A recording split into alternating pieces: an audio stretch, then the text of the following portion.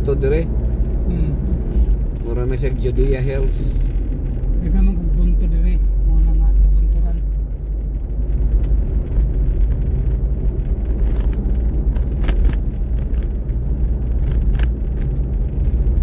Pero lagi o po mga lugar dito nung palitan sa Israel. Lagi o po mga lungsod-lungsod sila dito. Mga syudad. Dikit-dikit lagi kayo, dool ra. Dikit ra kayo. Halimbawa, naka sa Jerusalem zone. Oo. Mukabat og ang 150 kilometers gikan sa Jerusalem. Oo. Murag Davao o Jinsan. Kana sa another kana po na siya. Kana ka Jerusalem. Another city. Ka Jerusalem o Israel. Oh. So mo nang pero Israel ka po Jerusalem. Oh, under man sa Israel kaya po. Oo. Pero Judea siya sa Judea. Nasa sa Southern Kingdom. Oo. Asa man na tao sa Jerusalem o sa Israel? Sa Bethlehem. Bethlehem. Ang distance sa Bethlehem mga mga 10 kilometers yata. Oo. Bethlehem o kanang Jerusalem. Oo. Sa ato pa ang kanang Jerusalem o Israel, ang kalayon Davao o kuan. Di ang Jerusalem. Jerusalem. Gitawag na sa capital. Oo. Capital of Israel. Oo. Capital. Oo. Ana ba? Yeah. So Jerusalem, Israel kaya po na. Pero sa duha ka division, kay gidivide man siya nasa sa Judea dapit. Oo. Judea region. While ang Israel yun nga katong nagdalag yun sa ngalan nga Israel is Northern Kingdom of Israel.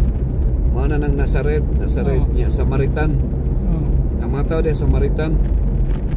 Kung kaya rin nila bakbaso sa unang panahon ba? No. Ang kung sa to pa, diba, ang Sea of Galilee, na to, Jerusalem no, Davao. Ang Sea of Galilee na sa General Santos. Sea of Galilee. Sa ato palayo-layo yun. Pero mo nang mga ginatuan ni Jesus. Mura ang kanang Israel, mura Mindanao. Oo. Dakon. Mas dako pag Mindanao. Dako pang Mindanao. Dako pang Mindanao. Kaya damay ra Israel. Kaya pagkain okay. Nagtapok lang ang mga tao dito, mura ba? Tapok lang. Ang ilahang engagement dito nasa Europe. Nya ang Europe mao may pinakadaghang tao gud. Ilang trabaho dito na mag-uma.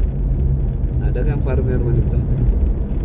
Sa ato pa nagya po yung mga produkto nagya po itong nakita. Kana may uma. Watermelon dagko kayo. Dagko pa si mga ulo. Dito sila. Giyawa no. Watermelon. Na may mga prutas nga mabuhi sa saging na mga sila saging gagmay. Anaga po nito.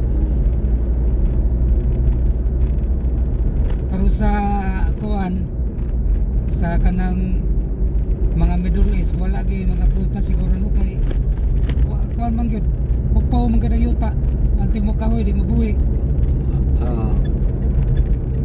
Di mo kahoy ba? Di mabuhi. Bisag kanglat di mabuhi. Masagbot. Pero ang pangutana diyan ano mga buhi pa sila no? Lipay na sila pag naisagbot.